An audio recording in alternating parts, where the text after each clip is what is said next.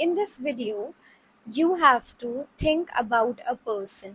ठीक है, उनके बारे में सोचो, उनके फेस को इमेजिन करो, उनके नेम के बारे में सोचो, उनके नेम अपने माइंड में रिपीट करो एंड आपको एक डीओबी चूज करनी है आपके पर्सन की। Okay, this is group number 1, this is group number 2। जिसमें भी आपके पर्सन की डेट ऑफ बर्थ आती है आपका वो ग्रुप है एंड आपको वो ग्रुप देखना है। एंड इन दैट ग्रुप मैं आपको बताऊंगी आपके पर्सन के बारे में कुछ ऐसी चीज़ जो आपको नहीं पता है बिल्कुल भी।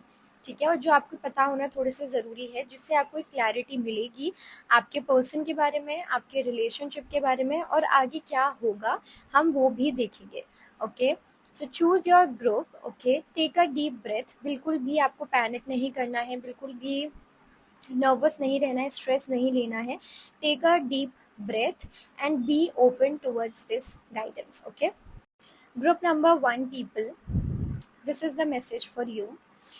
डेथ का कार्ड है। जब मैंने ये क्वेश्चन कार्ड से पूछा कि क्या हिडन चीज़ है जिसके बारे में आपको इतना नहीं पता है, और वो ये है कि कहीं ना कहीं आपके पर्सन अभी भी अपने पास्ट में उलझे हुए हैं। कहीं ना कहीं उनको अभी भी पास्ट से क्लैरिटी नहीं मिली है। पास्ट के अगर वो कोई भी रिलेशनशिप है, कहीं ना कहीं मुझे कुछ लोगों के लिए, स्पेसिफिक लोगों के लिए ऐसा लग रहा है आपके पर्सन अभी भी अपने पास्ट के कनेक्शन में है, मतलब पास्ट से कनेक्टेड है, वो उस पर्सन से अभी भी कहीं ना कहीं कांटेक्ट रखते हैं, वो भुला नहीं पाए हैं। ओके, आपके पर्सन बीच में खड़े हुए हैं। ठीक है, वो अपना पास्ट भुलाना भी चाहते हैं लेकिन वो भुला नहीं पा रहे हैं, और एक वो नई शुरुआत भी करना चाहते हैं पर वो नई शुरुआत कर नहीं पा रहे हैं, और उनकी नई शुरुआत में आप खड़े हो। ठीक है, अगर वो सोचते हैं कि उन्हें नई शुरुआत करना चाहिए तो वो आपके बारे में सोचते हैं, लेकिन क्योंकि वो पास्ट नहीं भुला पाते तो वो उस पर्सन के बारे में सोचते हैं। इस वजह से आप इतने ज़्यादा कंफ्यूज्ड हो। इस वजह से कभी आपको लगता है कि ये पर्सन एकदम अच्छे हैं, वो कितने अच्छे से बिहेव करते हैं, वो आपको एकदम पॉजिटिव सिग्नल्स देते हैं, और कभी बिल्कुल आप उनके बारे में अच्छा सोचते हो, बट कभी कभी ये पर्सन इतना नेगेटिवली बिहेव करते हैं कि आप कंप्लीटली कंफ्यूज हो जाते हो कि व्हाट इज़ द रियलिटी। ठीक है, इस वजह से बस यही रीज़न है कि आपको कन्फ्यूजन हो रही है, और आपको अपने ऊपर बिल्कुल भी क्वेश्चन नहीं करना है, क्योंकि ये इस पर्सन का ही रिफ्लेक्शन है जो कहीं ना कहीं आपको फील हो रहा है। ठीक है, मतलब ऐसा नहीं है कि आप इस पर्सन को 100% पॉजिटिव या 100% नेगेटिव में नहीं डाल सकते हो, क्योंकि वो अपने में ही एक ऐसे फेज से निकल रहे हैं जिस फेज में उनको नहीं पता है कि उन्हें अपने पास्ट को चुनना है या फिर उन्हें अपने आने वाले फ्यूचर को, न्यू थिंग को चूज करना है। ओके, कहीं न कहीं ये पर्सन अभी भी उस पर्सन से मिलते हैं, कहीं न कहीं वो उनसे अभी भी बात करते हैं। ठीक है, उन्हें प्रॉपर्ली या तो क्लोज़र नहीं मिला है या तो वो प्रॉपर्ली अभी भुला नहीं पा रहे हैं। Okay, this is the problem, जिसकी वजह से वो आपसे फुली कमिट नहीं कर पा रहे हैं, वो प्रॉपर्ली आपके नहीं हो पा रहे हैं, इसलिए वो कंप्लीटली आपसे, वो आपको ऐसा फ़ील होता होगा, अधूरापन उनके अंदर से आपको फ़ील होता होगा, जिसकी वजह से आपको भी लगता होगा कि आप भी उनके साथ पूरे नहीं हो पा रहे हो। आपके अंदर एक एक होता है ना कि रिलेशनशिप में दिल ज़्यादा चलता है, आप लोग के केस में दिल और दिमाग दोनों चल रहे हैं, जो आपके साथ भी हो रहा है, क्योंकि ये पर्सन आपको मिक्स्ड सिग्नल्स दे रहे हैं कहीं ना कहीं। मुझे ऐसा लग रहा है ये पर्सन एक गलत इंसान नहीं है बिल्कुल भी। इट जस्ट कि they are not sure, it just कि उनको वो क्लोजर नहीं मिला है and they are just stuck. उनकी भी सिचुएशन कहीं ना कहीं मुझे काफ़ी ज़्यादा ख़राब दिखाई दे रही है यहाँ पर, क्योंकि एक इंसान जो अपने पास्ट और आने वाले कल के बीच में स्टक रहता है, उसकी सिचुएशन काफ़ी ज़्यादा ख़राब होती है। So it's not easy for them, but वही है कि वो आपको भी मिक्स्ड सिग्नल्स दे रहे हैं, जिसकी वजह से आप इतना ज़्यादा कंफ्यूज्ड हो रहे हैं। मुझे ऐसा लग रहा है कि क्योंकि ये पर्सन आपको इतना ज़्यादा कंफ्यूज्ड कर रहे हैं, इस वजह से आप भी उनको पूरी तरीके से उनके सामने ओपन अप नहीं हो पा रहे हो, आप भी कहीं ना कहीं पूरी तरीके से उनके सामने अपना दिल नहीं खोल पा रहे हो। आपको भी थोड़ा रूड होना पड़ता है, आपको भी थोड़ा स्ट्रिक्ट या टफ बनना पड़ता है इस पर्सन के सामने, क्योंकि वो आपको क्लैरिटी दे ही नहीं रहे हैं, बट अंदर से I feel you are also getting hurt and this person is also hurt. This is the situation. Okay, this is something जो आपको जानना थोड़ा सा ज़रूरी है, कि हो सकता है वो आपको इस वजह से नहीं बता रहे हैं क्योंकि वो श्योर ही नहीं है कि उन्हें क्या चाहिए। वो ना तो आपसे ख़राब करना चाहते हो, पास्ट से वो एक क्लैरिटी चाहते हैं, इस वजह से वो आपको नहीं बता पा रहे, but this is the reality कि वो अपने पास्ट में काफ़ी ज़्यादा स्टक हैं।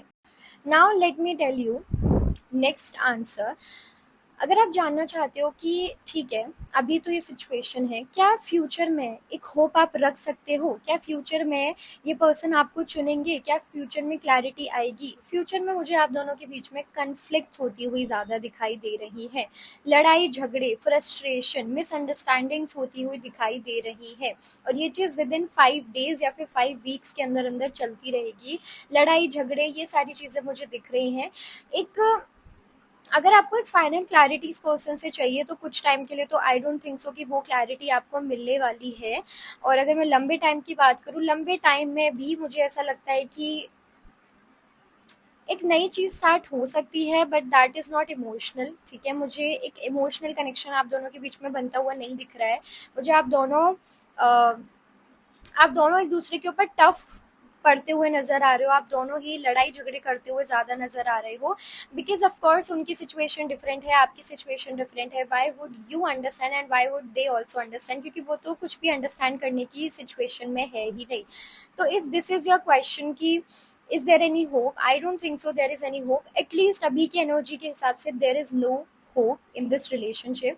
मुझे सिर्फ और सिर्फ आगे लड़ाई झगड़े दिख रहे हैं। अगर आपने इस पर्सन के ऊपर किसी भी तरीके का प्रेशर डाला, अगर आपने इनसे किसी भी तरीके का आंसर पूछा, आई थिंक वो नहीं आंसर दे पाएंगे, जिसकी वजह से लड़ाई झगड़े होंगे। और पास्ट जो है वो मुझे जाता हुआ नहीं दिख रहा, वो और ज़्यादा एंटर करता हुआ ही दिख रहा है, जिसकी वजह से वो आपसे एक क्लियर कम्युनिकेशन नहीं कर पाएंगे और वो क्लियरली आपको जवाब नहीं दे पाएंगे, क्योंकि वो क्लैरिटी उन्हें जल्दी नहीं मिलने वाली। वो क्लैरिटी अपने आप में उन्हें बहुत लेट मिलेगी, और क्योंकि वो क्लैरिटी उन्हें लेट मिलेगी, जिस वजह से आप भी फ्रस्ट्रेट हो गए, आप दोनों के बीच में बहुत लड़ाई झगड़े हो सकते हैं।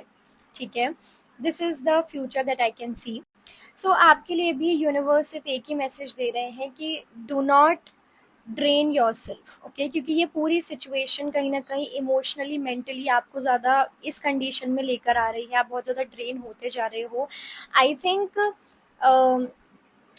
आई थिंक ये जो पूरी सिचुएशन है ये आपको ग्रो करने की जगह और ज़्यादा नेगेटिव कर रही है, या आपको पॉजिटिव करने की जगह और ज़्यादा नीचे डाउन, मतलब नीचे की तरफ खींच रही है ये पूरी सिचुएशन। ठीक है, तो इस सिचुएशन में एनर्जी लगाने के लिए आपको क्लियरली मना किया जा रहा है। इस पर्सन पे एनर्जी लगाने के लिए फ़िलहाल के लिए मना किया जा रहा है, क्योंकि आपका एनर्जी लगाना कुछ भी चेंज नहीं कर सकता है।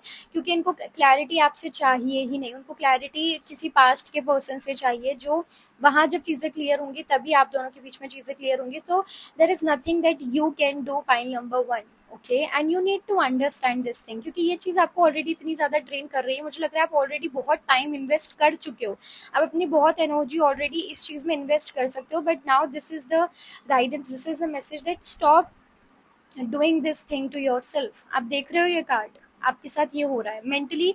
आई थिंक आप लोग फील कर सकते हो इस कार्ड को, right? So get out of this situation, क्योंकि ये चीज़ मुझे फ्यूचर में भी फिक्स होती हुई नहीं दिख रही। एटलीस्ट अभी कुछ टाइम के लिए stop chasing, stop asking for the clarity, stop talking to this person, just focus on yourself. Okay, I think उनका ध्यान है ही नहीं, उनका ध्यान बिल्कुल पुरानी चीज़ों की तरफ जा रहा है, पिछली चीज़ों की तरफ ही जा रहे हैं वो पर्सन। तो आपका उनके ऊपर ध्यान ज़बरदस्ती लेकर आना कोई फ़ायदा नहीं देने वाला है, आपको कोई भी फ़ायदा नहीं देने वाला है। Okay, so that was all group number 1। I hope you got the clarity. Make sure कि आप एनर्जी एक्सचेंज करो। लाइक द वीडियो, कमेंट्स में मुझे ज़रूर बताना वेदर यू रेजोनेट और not. Group number 2 people, this is the hidden thing of your person, जो आपको जाननी बहुत ज़रूरी है। मुझे लगता है कि आपके जो पर्सन है वो आपके टूवर्ड्स एक प्रपोजल लेकर के और एक गुड न्यूज़ लेकर के बढ़ने वाले हैं। ओके, ये जो गुड न्यूज़ है ये मैरिज से रिलेटेड भी हो सकती है। अगर आप लोगों के बीच में बहुत टाइम से ये कंसर्न रहा है कमिटमेंट का, मैरिज का, देन आई थिंक ये पर्सन उस चीज़ की गुड न्यूज़ लेकर के आ रहे हैं। हो सकता है उनकी फैमिली मेम्बर्स ने एग्री कर दिया है, या फिर उनको जो चीज़ रोक रही थी कमिटमेंट देने से वो चीज़ हो गई है, एंड ये पर्सन अब प्लान कर रहे हैं टू मूव टुवर्ड्स यू। ठीक है। और if you guys are in a long distance, तो ये पर्सन मुझे आपके टुवर्ड्स ट्रेवल करते हुए भी दिखाई दे रहे हैं, और मुझे आप लोग थोड़े से कंफ्यूज्ड दिख रहे हो। मुझे लग रहा है कि ये पर्सन का बिहेवियर थोड़ा सा बदल गया है 2 दिन से या फिर 2 हफ्तों से। वो बिहेवियर इसलिए बदला है क्योंकि ये पर्सन कहीं ना कहीं चीज़ जानबूझ के कर रहे हैं, because they want to surprise you with something. Okay, या तो ये आपसे डायरेक्टली आकर के मिलने वाले हैं, या तो ये मैरिज की कोई कमिटमेंट या प्रपोजल भी लेकर के आने वाले हैं। ओके, मुझे कोई भी गलत इंटेंशन नहीं दिख रही है। मुझे लग रहा है कि you guys are doing overthinking यहाँ पर, क्योंकि मुझे फ्यूचर में मुझे एक नई शुरुआत होती हुई दिखाई दे रही है आप दोनों के बीच में। ठीक है, मुझे आप दोनों ही एक नई चीज़ पे काम करते हुए दिख रहे हो, और ये नई चीज़ मैरिज हो सकती है, ये नई चीज़ ये भी हो सकता है इफ़ आप लोग बस नॉर्मली फ्रेंड जोन में थे, बट फीलिंग्स डेवलप हो गई थी, तो ये पर्सन आपको प्रपोज करने वाले हैं। तो आप दोनों एक नई चीज़ पे काम करने वाले हो, आप दोनों एक नए चैप्टर पे एंटर होने वाले हो। तो मैं आप लोगों को यही गाइडेंस दूंगी, ग्रुप 2 पीपल, कि आप लोग ज़्यादा सोचो मत, क्योंकि आप लोग ओवर थिंकिंग बहुत ज़्यादा कर रहे हो, बहुत सारी पॉसिबिलिटीज़ के बारे में सोच रहे हो। एंड आई थिंक ये चीज़ आपको और ज़्यादा डिस्टर्ब कर रही है, ये चीज़ आपको और ज़्यादा कंफ्यूज कर रही है, आपके करियर पर बहुत गलत इफेक्ट आ रहा है, आपके इमोशंस पे बहुत गलत इफेक्ट आ रहा है। आई फील आप खुद ही बहुत सारी चीज़ें एक टाइम पर सोच रहे हो, और यही मैसेज है कि इतना ज़्यादा मत सोचो। ठीक है, मुझे लग रहा है आप बहुत ज़्यादा जल्दी से इनसिक्योर हो जाते हो, बहुत प्रोटेक्टिव हो जाते हो जल्दी से, और बहुत जल्दी आप डर जाते हो, आपके अंदर फियर आ जाता है। तो वो जो डर है उसके ऊपर थोड़ा सा काम करने की ज़रूरत है आपको, क्योंकि मुझे लग रहा है कि इस पर्सन का कोई भी एक्शन ऐसा नहीं मुझे दिख रहा है जो बहुत ही ज़्यादा नेगेटिव है। I feel this is your over thinking only. This is something जिसके ऊपर आपको थोड़ा सा काम करने की ज़रूरत है, क्योंकि आप जल्दी पैनिक कर जाते हो, आप जल्दी ओवरवेलम हो जाते हो, आप जल्दी इमोशंस में बह जाते हो। ओके, क्योंकि ये पर्सन तो मुझे लग रहा है कि कुछ अच्छी चीज़ ही चाहते हैं आपके रिलेशनशिप के लिए। Okay, group number 2। सो या you really need to work on this thing of yours, क्योंकि ये जो चीज़ है ये आपको डिस्टर्ब कर रही है, आपके रिलेशनशिप पे भी एक नेगेटिव इफेक्ट ला सकती है, क्योंकि आपके जो इमोशंस हैं वो आपको ज़्यादा परेशान कर रहे हैं, आपकी जो ओवर थिंकिंग है वो आपको ज़्यादा परेशान कर रही है। ये पर्सन तो मुझे आपके टुवर्ड्स आते हुए ही दिख रहे हैं, ये पर्सन तो मुझे कुछ पॉजिटिव ही लाते हुए दिख रहे हैं आपके towards. Okay, so stop your over thinking कुछ टाइम के लिए। think positive, think positive about yourself, believe in your relationship, believe in your person, and believe in yourself as well. Okay, अगर आप ट्रस्ट नहीं करोगे, अगर आप बिलीव नहीं करोगे, तो कैसे काम चलेगा? That's not how this relationship is going to work. Okay, group number 2, I hope आपको क्लैरिटी मिल गई है, आई होप आपको गाइडेंस मिल गई है। Wait for some time, within 6 days and within 6 weeks आपके पर्सन आपके तरफ आने वाले हैं, and they are going to give you that reassurance, give you that proposal, give you that commitment. So wait for the right timing, don't get panic. Okay, so I hope you like the reading. Make sure कि आप energy exchange कर रहे हो, क्योंकि वो बहुत ही ज़्यादा important है।